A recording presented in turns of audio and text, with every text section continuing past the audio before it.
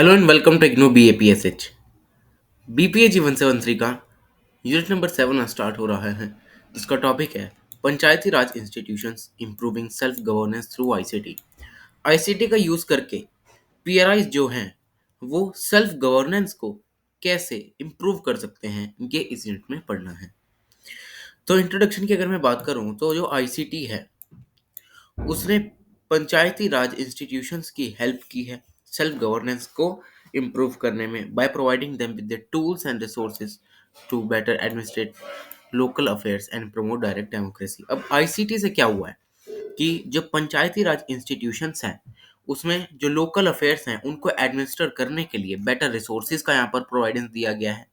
ठीक है, ताकि डायरेक्ट डेमोक्रेसी है वो यहाँ पर इम्प्रूव की जा सके।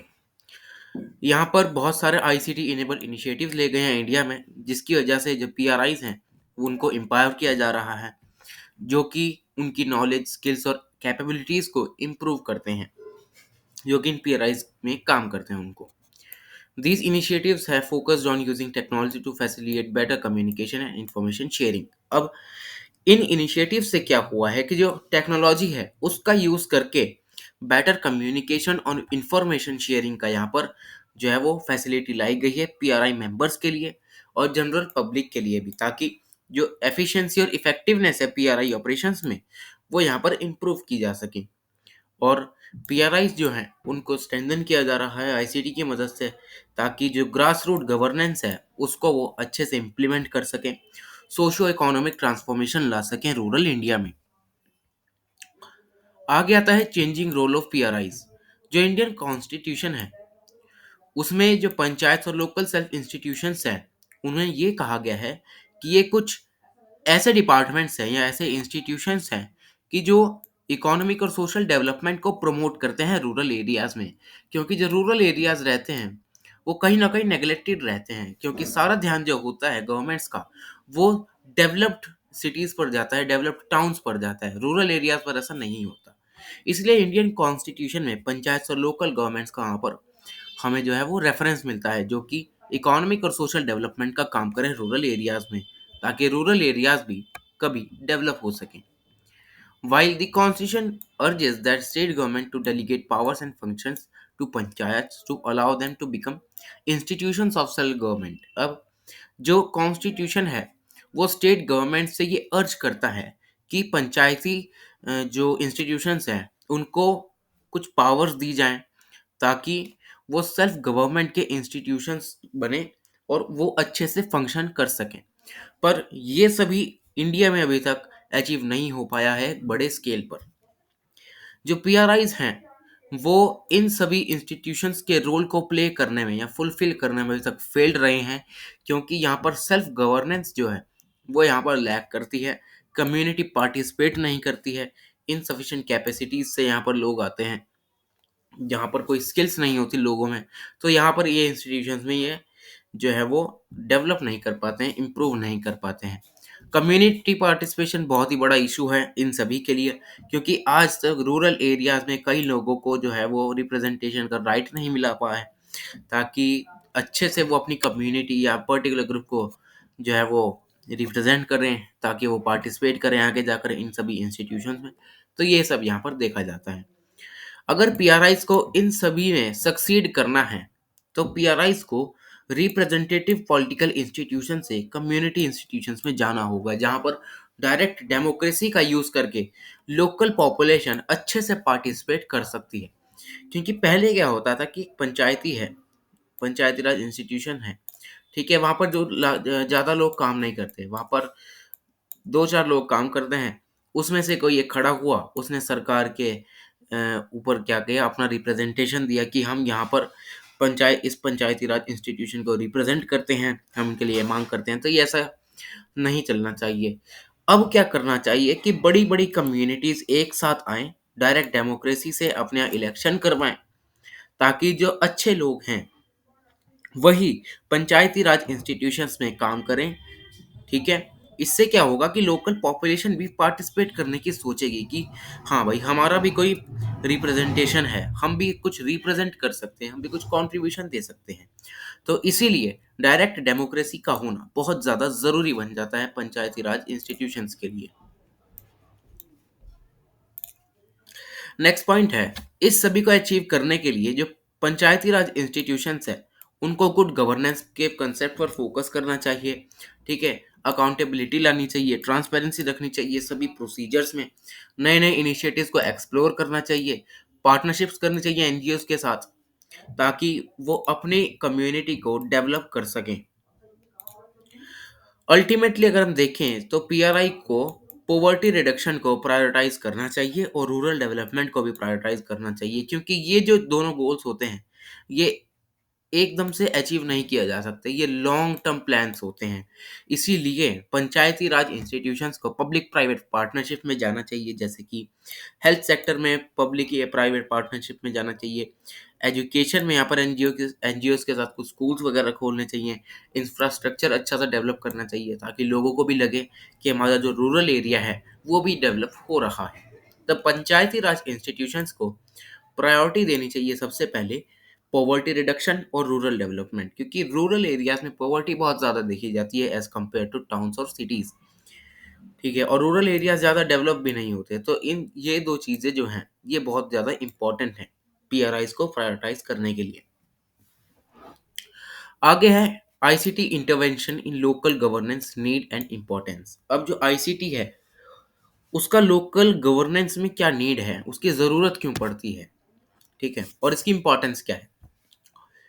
इंडिया के 73rd अमेंडमेंट एक्ट में पीआरआईज को कॉन्स्टिट्यूशन लीगलिटी मिल गई कि ये गवर्नमेंट के थर्ड टीयर माने जाएंगे पंचायती राज इंस्टीट्यूशंस। अब जैसे ही आईसीटी इंटरवेंट करता है इन सभी पीआरआईज में, तो सारे पीआरआईज इसको एकदम से जो है वो अडॉप्ट नहीं करते हैं, वो छोटे छोटे जो कम्युनिटीज होते हैं वो इन्हें अडॉप्ट करते हैं कि एक पर्टिकुलर पीआरआई इंस्टीट्यूशन है, उसने अडॉप्ट कर लिया, फिर किसी दूसरे ने नहीं किया, फिर किसी और ने कर लिया।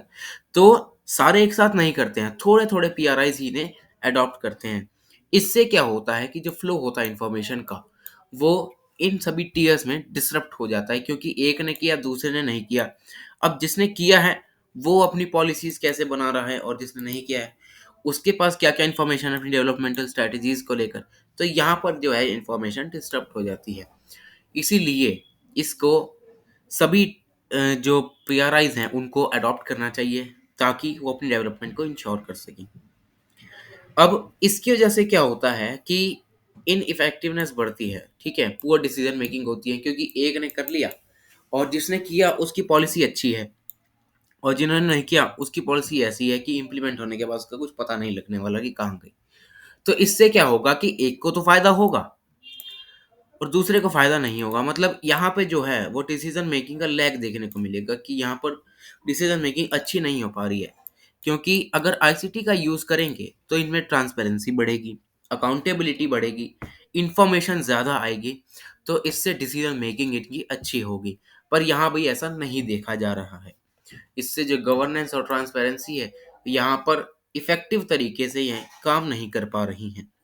अब इसके लिए इन सबको क्या करना चाहिए, तो आईसीटी क्या करता है, लोगों को एम्पावर करता है ताकि जो लोग हैं वो अच्छे से पार्टिसिपेट करें। ठीक है, वाइड स्केल पर पार्टिसिपेशन हो लोगों का। अगर वाइड स्केल पर पार्टिसिपेशन होगा तो ट्रांसपेरेंसी बढ़ेगी, एफिशिएंसी बढ़ेगी। इससे क्या होगा कि जो भी दूसरे पंचायती राज इंस्टीट्यूशंस हैं उनके बीच में कोऑर्डिनेशन भी बढ़ेगा, क्योंकि सारे एक साथ मिलकर अपने रूरल एरियाज को डेवलप कर सकेंगे। आगे है, इसीलिए आईसीटी इंटरवेंशंस को अच्छे से इम्प्लीमेंट करने के लिए यहाँ पर नीड दी गई है कि हमें ज़रूरत है कि आईसीटी की इम्प्लीमेंटेशन हो पंचायती राज इंस्टीट्यूशंस में, ताकि जो ग्रास रूट डेमोक्रेसी है उसको अच्छे से इम्प्लीमेंट किया जा सके और पंचायती राज इंस्टीट्यूशंस को ट्रांसपेरेंट और अकाउंटेबल बनाया जा सके। इसके लिए जो इंडियन गवर्नमेंट है वो एक पेपर रिलीज करती है, और ये पेपर क्या करता है, ये एग्जामिन करता है कि क्या क्या इंपॉर्टेंस होनी चाहिए आईसीटी टेक्नोलॉजीज की, ताकि जो पंचायती राज लोकल इंस्टीट्यूशंस है उनकी गवर्नेंस को कैसे इम्प्रूव किया जा सके, पर्टिकुलरली इन रूरल और अर्बन लोकल बॉडीज। ये पेपर है, ये आर्ग्यू करता है कि जो आईसीटी इंटरवेंशंस है, इससे क्या होगा कि डेवलपमेंटल प्रोसेसेस जो होंगे वो ज़्यादा अच्छे से काम कर सकेंगे। नॉलेज शेयरिंग यहाँ पर एनहेंस होगी, क्योंकि अगर ज़्यादा इंफॉर्मेशन होगी तो नॉलेज उतनी ज़्यादा होगी, तो नॉलेज होगी तो आगे लोग शेयर भी करेंगे। तो नॉलेज शेयरिंग यहाँ पर बढ़ेगी, प्रोडक्टिविटी लोगों की बढ़ेगी। ठीक है, जोग्राफिकल बैरियर्स यहाँ पर हटेंगे कि कोई एक गांव है, रिमोट एरिया में है, उस तक कभी आईसीटी उसने कभी देखा ही नहीं कि आईसीटी की इम्प्लीमेंटेशन कैसे होती है। तो ये सब यहाँ पर किया जा सकता है आईसीटी की मदद से, कि ताकि जो भी रिमोट एरियाज में लोग रहते हैं वहाँ पर जो पंचायती राज इंस्टीट्यूशंस हैं वहाँ पर आईसीटी का इंटरवेंशन हो सके उनकी डेवलपमेंटल प्रोसेस में। आगे है जो ये पेपर है, वो ये भी डिस्कस करता है कि सिटीजन चार्टर्स को यहाँ पर अच्छे से लाना चाहिए। सिटीजन चार्टर एक ऐसा डॉक्यूमेंट होता है, ठीक है, जो कि सर्विस कमिटमेंट को शो करता है किसी भी ऑर्गेनाइजेशन की जो कि सर्विस प्रोवाइड करती है। और सिटीजन चार्टर में दिया हुआ है अगर कोई ऑर्गेनाइजेशन सर्विस कमिटमेंट करती है किन्हीं लोगों को, तो उसकी ड्यूटी बनती है कि हाई क्वालिटी की सर्विस वो दे, हाई स्टैंडर्ड सर्विसेज दे। ठीक है, जिसमें ग्रीवियंस रिड्रेसल मैकेनिज्म्स में हो, अगर किसी को शिकायत है वो शिकायत यहाँ पर दर्ज भी करा सके और उसका रिजॉल्व भी हो सके ग्रीवियंस जो है, तो ये सिटीजन चार्टर में आता है। तो सिटीजन चार्टर की यहाँ पर बात की गई है। ठीक है, लोकल इंस्टीट्यूशंस में अच्छे से इंफॉर्मेशन फ्लो की बात की गई है, अच्छे से इंफॉर्मेशन भेजी जाए सबको। ठीक है, ट्रांसपेरेंसी बढ़ाई जाए, अकाउंटेबिलिटी बढ़ाई जाए। तो ओवरऑल अगर हम देखें तो पूरी गवर्नेंस में यही भर रखा है कि आईसीटी से ट्रांसपेरेंसी बढ़ेगी, अकाउंटेबिलिटी भी, बस और कुछ नहीं। फाइनली देखें तो पोटेंशियल जो है आईसीटी का वो लोकल कम्युनिटीज को बहुत ज़्यादा एम्पावर कर सकता है, स्पेशली इन पार्टिसिपेटरी गवर्नेंस, क्योंकि लोकल बॉडीज या पंचायती राज इंस्टीट्यूशंस में ग्रास रूट गवर्नेंस इतनी अच्छी नहीं है। इससे क्या होगा कि जो लोग हैं वो पार्टिसिपेट करेंगे, अपनी समस्याएं बताएंगे, क्योंकि उन्हीं लोगों को सबसे अच्छे से ग्राउंड रियलिटी पता होती है कि हमारे यहाँ हो क्या रहा है। तो इससे क्या करेंगे, वो पार्टिसिपेट करेंगे, पार्टिसिपेट करके अपने आगे आगे क्या करेंगे, वो रिप्रेजेंट भी कर सकते हैं। पर इसके लिए स्ट्रेटेजिक इन्वेस्टमेंट की ज़रूरत है, ताकि जो आईसीटी है लोकल गवर्नेंस में उनको एक लीवरेज मिल सके। आगे आता है आईसीटी इन पीआरआईज। अब इंफॉर्मेशन कम्युनिकेशन टेक्नोलॉजी पंचायती राज इंस्टीट्यूशंस में कैसे एप्लीकेबल होती है। तो जो एप्लीकेशंस होता है आईसीटी का पंचायती राज इंस्टीट्यूशंस में, तो अगर सक्सेसफुली आईसीटी का जो इम्प्लीमेंटेशन है वो पंचायती राज इंस्टीट्यूशन में हो गया, तो इससे क्या होगा कि जो पंचायती राज इंस्टीट्यूशंस हैं उसमें लेजिटिमेसी और इंक्रीज हो जाएगी। ठीक है, उनकी एक्सेप्टेंस भी बढ़ेगी, लोग ज़्यादा से ज़्यादा इनको एक्सेप्ट करने लगेंगे कि हाँ भाई, हमें यहाँ पर पार्टिसिपेट करना चाहिए, डिसीजन मेकिंग प्रोसेस में पार्टिसिपेट करना चाहिए। तो ये सब यहाँ पर किया जाता है।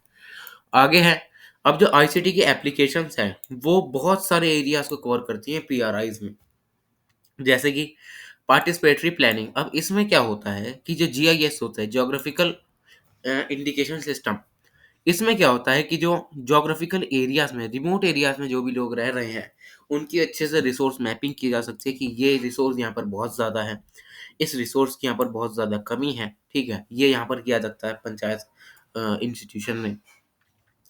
टैक्सेशन को यहाँ पर इम्प्रूव किया सकता है, क्योंकि जहाँ पर जो आईसीटी का इंटीग्रेशन है टैक्स एडमिनिस्ट्रेशन में, वो करप्शन से हटकर ग्रेटर रेवेन्यू कलेक्शन पर जा सके, क्योंकि पंचायती राज इंस्टीट्यूशन में करप्शन बहुत ज़्यादा देखा जाता है, लोग बहुत ज़्यादा करप्ट होते हैं। जो भी पैसा गवर्नमेंट देती है डेवलपमेंटल प्रोसेस के लिए, वो लोग क्या करते हैं आपस में बांटकर उस पैसे को जो है खत्म कर देते हैं। तो हमें करप्शन को रिड्यूस करना है और रेवेन्यू कलेक्शन को ज़्यादा करना है, तो ये है इसका इम्प्लीमेंटेशन। और कुछ स्टडीज ये कहती हैं कि जो आईसीटी है पीआरआईज में, उससे होगा क्या, उससे ये होगा कि जो पंचायती राज इंस्टीट्यूशंस हैं उसमें एफिशिएंसी बढ़ेगी, लोगों में इक्वालिटी आएगी, क्योंकि जहाँ पहले विमेंस को स्पेशली रूरल एरियाज में बाहर नहीं निकलने दिया जाता था, रिप्रेजेंटेशन उनका बहुत लो था। तो इससे क्या होगा, विमेन एम्पावरमेंट भी कहीं ना कहीं इंक्रीज इंक्रीज होगा, विमेन और मेन में इक्वालिटी देखी जाएगी। तो ये सब यहाँ पर देखा जाता है। ठीक है। पंचायती राज इंस्टीट्यूशन में प्राइमरी, सेकेंडरी और वोकेशनल एजुकेशन लाई जाए, ठीक है। और एडल्ट्स को यहाँ पर नॉन फॉर्मल एजुकेशन दी जाए, टेक्निकल ट्रेनिंग दी जाए, ताकि जो इंडिया के पीआरआईज हैं उनमें वो अच्छे रिस्पॉन्सिबिलिटी को यहाँ पर गेन कर सकें। आगे आता है panchayat centres can utilise ICT to educate people on a large scale. अब जो इम्प्लीमेंटेशन है आईसीटी का, उससे क्या कर सकती हैं इंस्टीट्यूशंस कि ये क्या करेंगे, लोगों को एजुकेट करेंगे, ताकि जो लोग हैं वो अवेयर रहें कि पंचायत राज इंस्टीट्यूशन में क्या क्या काम किए जाते हैं। इससे वो लोग क्या करेंगे, आगे जाकर पार्टिसिपेट करने की कोशिश करेंगे। इससे पार्टिसिपेशन बढ़ेगा पंचायती राज इंस्टीट्यूशंस का, ठीक है। 24 आवर इंटरेक्टिव लर्निंग प्रोग्राम्स रखें, जैसे कि एजुसेट एक ऐसा प्रोग्राम है जिसमें लोगों को लार्ज स्केल पर एजुकेट किया जाता है। तो ये सब है। The PRIs can use cyber platforms to provide training to representatives and others. अब PRI जो है वो साइबर प्लेटफॉर्म्स का यूज़ करके लोगों को ट्रेनिंग दे सकती है, क्योंकि आईसीटी में अगर किसी को काम करना है तो उसके पास स्किल्स होनी बहुत ज़रूरी है। अगर वो इंटरनेट से रिलेटेड किसी भी काम को अच्छे से परफॉर्म नहीं कर पाएगा तो वो क्या करेगा, आईसीटी का अच्छे से इम्प्लीमेंटेशन नहीं कर पाएगा। इसीलिए लोगों को अच्छी ट्रेनिंग मिलनी चाहिए, ठीक है। डायरेक्ट डिस्ट्रिक्ट पंचायत में, जिसमें कि एलियन का यूज़ किया जाए, इंटरनेट का यूज़ किया जाए, वीडियो कॉन्फ्रेंसिंग का यूज़ करके जो लोग हैं उनको एजुकेशन दी जाए। पर इन सभी को अचीव करने के लिए सबसे ज़्यादा ज़रूरी है पैसा। पैसा बहुत ज़रूरी है। इसको अचीव करने के लिए कॉस्ट बहुत ज़्यादा आएगी, क्योंकि हर पीआरआई में इंटरनेट फैसिलिटी को प्रोवाइड करना सस्ते में नहीं निपट सकता।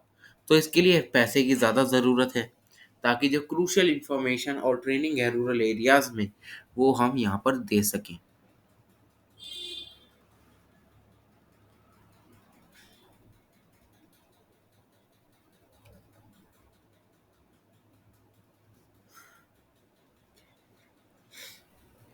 आगे है ई पंचायत प्रोजेक्ट आंध्र प्रदेश। अब आंध्र प्रदेश एक स्टेट है इंडिया में जहाँ पर ई पंचायत का प्रोजेक्ट जो है वो लाया गया है।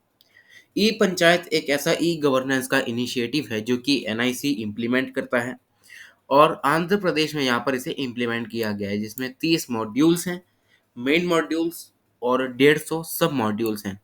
ये मॉड्यूल्स ग्राम पंचायत के एडमिनिस्ट्रेशन से रिलेटेड हैं, जैसे कि agriculture, irrigation, water conservation, elections etcetera. अब जो एग्रीकल्चर का मॉड्यूल है इसमें ये प्रोवाइड करता है फार्मर्स को कुछ काउंसलिंग सर्विसेज, कि फार्मर्स अगर ज़्यादा यील्ड प्रोड्यूस करना चाहते हैं तो उनके लिए कोई काउंसलिंग सेशन रख दिया जाए यहाँ पर, जिससे कि जो फार्मर्स हैं वो यहाँ पर काउंसलिंग लेके अपना जो है वो प्रोसेस आगे बढ़ा सकें, ठीक है। रीजन स्पेसिफिक इंफॉर्मेशन चाहिए किसी को कि कहाँ ज़्यादा पानी है, कहाँ ज़्यादा सूखा पड़ता है। तो ये इंफॉर्मेशन अगर फार्मर्स को मिल गई तो वो अच्छे से जो है वो फार्मिंग कर सकेंगे, ठीक है। इरिगेशन और वाटर कंजर्वेशन मॉड्यूल्स हेल्प करता है कि जहाँ पर पाइपलाइंस और कैनाल से रिलेटेड कोई भी इशू है तो वो उसको अच्छे से रिपोर्ट करके वहाँ पर उसे रिजॉल्व कर सकें। और जो इलेक्शंस का मॉड्यूल है वो वोटर रजिस्ट्रेशन और रोल्स पर रिलेटेड है, जहाँ पर जो वोटर्स हैं वो रजिस्टर्ड हैं, ठीक है। कितने सारे वोटर्स हैं, कितने ऐसे वोटर्स हैं जो मर चुके हैं, ये सब यहाँ पर देखा जाता है। ई पंचायत को 450 ग्राम पंचायत में यहाँ पर इम्प्लीमेंट कर दिया गया है आंध्र प्रदेश में at a cost of 80 crore rupees. और जो यहाँ पर सॉफ्टवेयर बेस्ड सिटीजन सेंट्रिक जो अप्रोच है वो यहाँ पर यूज की जा रही है, ताकि जो भी इंफॉर्मेशन रिक्वायरमेंट्स है रूरल सिटीजन्स के लिए या विलेज पंचायत के लिए वो यहाँ पर अच्छे से फैसिलिटेट की जा सके। और जो इंट्रोडक्शन हुआ है ई पंचायत का बहुत सारे विलेजेस में जो कि इंडिया में है, इससे जो राइट टू इंफॉर्मेशन है उसका अच्छे से इम्प्लीमेंटेशन हुआ है लोकल लेवल पे, ठीक है। इससे क्या होता है कि राइट टू इंफॉर्मेशन की वजह से जो लोग हैं वो कभी भी किसी ना किसी इंस्टीट्यूशन की इंफॉर्मेशन को एक्सेस कर सकते हैं, ठीक है। तो इससे क्या होगा कि जो वहाँ की लोकल लेवल की बॉडी है उसमें ट्रांसपेरेंसी बढ़ेगी, अकाउंटेबिलिटी बढ़ेगी, ठीक है। उसकी इफेक्टिवनेस ज़्यादा होगी क्योंकि अच्छे से वो काम करेगी फिर, क्योंकि अकाउंटेबिलिटी मेंटेन करके रखना बहुत ही ज़रूरी होता है किसी भी इंस्टीट्यूशन के लिए। और जो ये ई पंचायत हैं वो डिजिटल विलेजेस बना रही हैं, ई सर्विसेज प्रोवाइड करा रही हैं रूरल सिटीजन्स को, जैसे कि हेल्थ केयर, एजुकेशन, हाउसिंग, ठीक है। सॉरी। और यहाँ पर कुछ स्टडीज की गई हैं, जो ये स्टडीज बताती हैं कि जो ई पंचायत का इम्प्लीमेंटेशन है, उससे ट्रांसपेरेंसी बढ़ी है लोकल गवर्नेंस में। हर जगह हमें यही देखने को मिलता है। लास्ट है ई पंचायत चैलेंजेस इन इम्प्लीमेंटेशन। अब ये सारी चीजें जो हैं, उनको इम्प्लीमेंट करना आसान नहीं है। तो यहाँ पर कुछ चैलेंजेस बताए गए हैं, उनको हम पढ़ लेते हैं फटाफट। तो जो ई पंचायत हैं, वो प्रमोट करी गई गुड गवर्नेंस को प्रमोट करती हैं, ठीक है, via digital means. Local level पे जो ई पंचायत हैं, वो गवर्नेंस को इम्प्रूव करती हैं, ठीक है, अलग अलग रूरल एरियाज पर ये रीच आउट करके वहाँ की प्रॉब्लम्स को सॉल्व करती हैं। पर कुछ चैलेंजेस भी फेस करती हैं, जैसे कि एडिक्वेट इंफ्रास्ट्रक्चर की यहाँ पर कमी है। ये इंफ्रास्ट्रक्चर डेवलप्ड ही नहीं है इतना कि ठीक है वहाँ पर ऑफिस खोल लिया जाए, वेब इनेबल ऑफिस खोल के वहाँ पर काम किया जाए, तो ऐसा नहीं है। ठीक है, रीजनल इम्बैलेंस है, ठीक है। ई पंचायत का यहाँ पर एक्सेस नहीं है। जो कॉस्ट है नेटवर्क की पंचायत की बहुत ज़्यादा है इफेक्टिव इम्प्लीमेंटेशन के लिए, ठीक है। लोकलाइज सॉफ्टवेयर का यहाँ पर शॉर्टेज है, ठीक है। रीजनल लैंग्वेजेस का यहाँ पर रिलेटेड जो कंटेंट है वो यहाँ पर अवेलेबल नहीं है, क्योंकि रूरल एरियाज में ज़्यादातर रीजनल लैंग्वेजेस बोली जाती है, वहाँ की जो भाषाएं होती हैं। तो जो इंटरफेस है उसको उन्हीं रीजनल जो लैंग्वेजेस हैं उसमें डिज़ाइन कर किया जाना चाहिए, पर यहाँ ये शॉर्टेज में है, ठीक है। ट्रेडिशनल कम्युनिकेशन मेथड्स यहाँ पर फेज आउट नहीं हुए हैं, ठीक है, ताकि जो ई मीडिया है वो यहाँ पर इम्प्लीमेंट हो सके। ई पंचायत को अगर मोर इफेक्टिव बनना है, तो इन चैलेंजेस को यहाँ पर एड्रेस किया जाना चाहिए। पहला चैलेंज क्या है? गवर्नेंस को इम्प्रूव करें। दूसरा, इंफ्रास्ट्रक्चर को अच्छे से डेवलप करें। तीसरा है कि जो कॉस्ट है उसको घटाया जा सके, क्योंकि इंफ्रास्ट्रक्चर अगर बन गया तो कॉस्ट अपने आप ही कम हो जाएगी, ठीक है। लोकल सॉफ्टवेयर को यहाँ पर डेवलप किया जाए, रीजनल लैंग्वेजेस में कंटेंट को डेवलप किया जाए, ठीक है। कम्युनिकेशन बैरियर्स को यहाँ पे हटाया जाए। तो ये सब कुछ चैलेंजेस हैं। तो ये है पूरा यूनिट BPAG 173 का। Thank you so much.